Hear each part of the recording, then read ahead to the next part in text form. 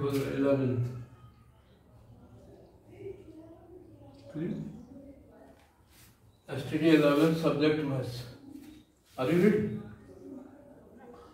Dear student,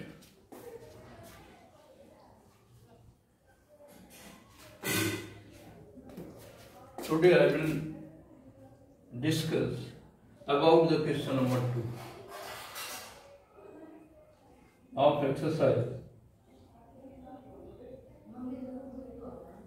2.3. Find the domain and range.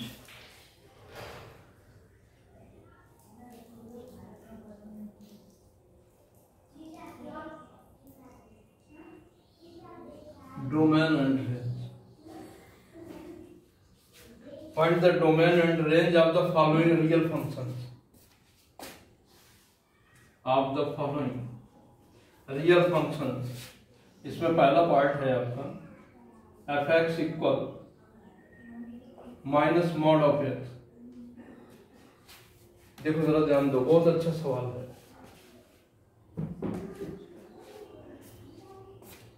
Yes, please find the domain and range of the following function. Given function ये दिया गया, तो इसका domain क्या होगा और रेंज क्या होगा। तो dear student, I have already discussed about the domain. The function which is defined for all those real values,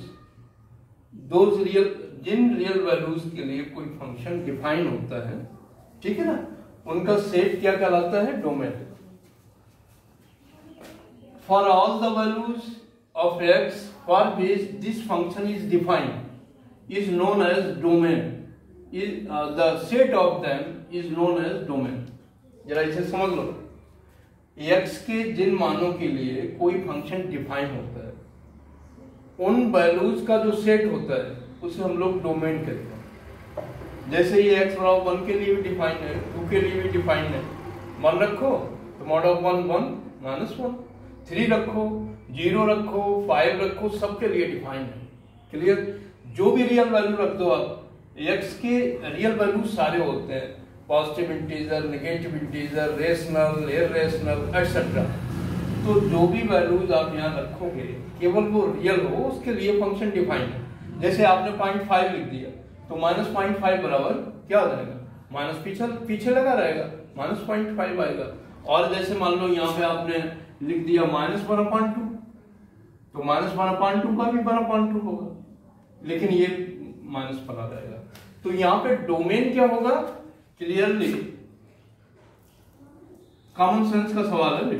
clearly domain of the function of f(x) of given f(x), given माने दिया गया, is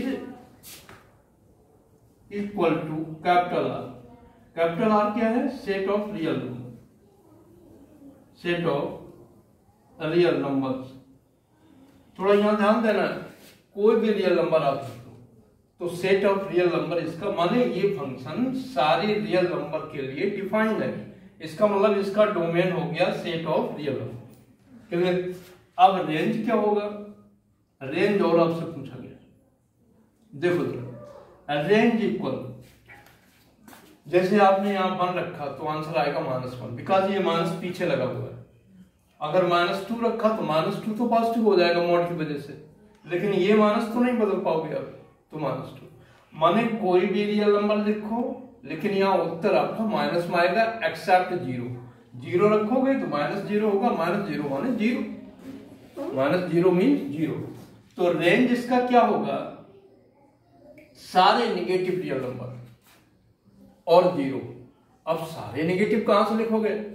तो open interval लिखना पड़ेगा आपको, -∞, (0). What means of that -∞ and 0, they are the boundary point, ठीक है ना?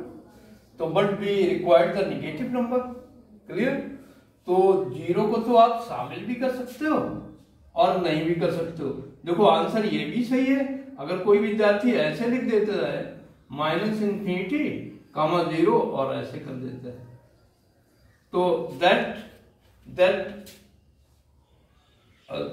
that open on the left and close on the right.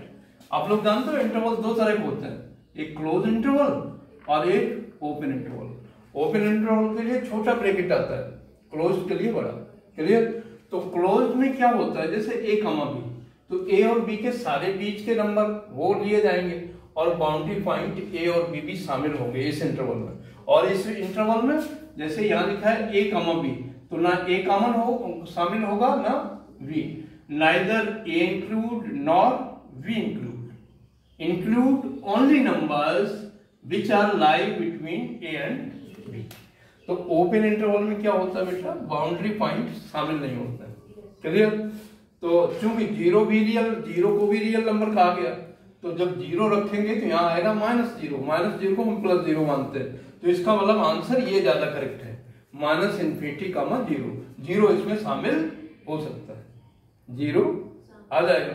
और सारे नंबर निगेटिव होंगे, जैसे -3 रखा तो 3 आ गया, लेकिन इसकी वजह से -5 रखा तो -5। तो सारे negative real number up to the zero,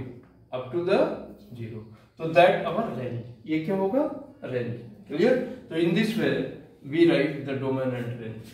now the question number 3, एक और डिस्कस करते हैं, बस छोड़ दें। तो डोमेन आप लोग समझ गए, कोई फंक्शन जिन वैल्यूज के लिए डिफाइन होता है उनका सेट डोमेन कहलाता है, और जो आंसर निकल के आता है वो उनका सेट रेंज कहलाता है। For putting the consecutive values of the X. जरा देखो आप question number 3, a function is defined by, according to question fx आपका दिया गया है, क्या दिया गया, 2x - 5। ठीक है? Write down the values of, अब आपसे कहा जा रहा है कि ये वैल्यूज निकालो। अब एक तो f0 निकालना है आपको, और क्या निकालना है, सेकेंड, ऐसे बहुत सारे हैं इसमें, f7 फाइंड करना है, थर्ड f-3 निकालना है। ये कहा fx दिया गया और ये right the values of the, तो जस्ट यू सी, ये fx दिया गया और इनको फाइंड करना है, फाइंड। तो ये बहुत इजी क्वेश्चन है, समझने वाले समझ रहे होंगे। टाइम काफी हो रहा है, ऐसा है ना, एक्सप्लेन करो सवाल फिर टाइम तो जाता है, एक्सप्लेन ना करो ऐसे ही लगा दो तो कोई फायदा भी नहीं। Just you see solution. Since माने गिवन, जो आपको दिया गया, fx इक्वल क्या दिया गया, बोलो जरा, 2x - 5। Yes, correct. अब जरा देखो, आप f0 चाहिए तो ये x होता है ना, x जगह 0 रख दो, f0 मिल जाएगा। तो पहले के लिए put x = 0, then f0 equal, ये हो जाएगा 2 × 0 - 5, ब्रैकेट माने मल्टीप्लाई है, 0 - 5 बराबर -5। एक आंसर आ गया, एक आंसर आपका आ गया, कितना आ गया, -5। अब f7 निकालना है, तो पुट x = 7 इन 1। तो जरा सेकेंड, जरा क्या लिखना पड़ेगा, पुट x = 7, तो we will get f7, then f7 equal क्या हो जाएगा, 2 × 7 - 5, 14 से 5 गया, नहीं, क्लियर? ऐसे ही आप देखो तो f-3 निकालना है, पुट x = -3, तो -3 × 2 = 6, -6 - 5 - 11। In this way you may solve. Dear student, write down the SW. Try to solve next question. They are not hard. Try to solve.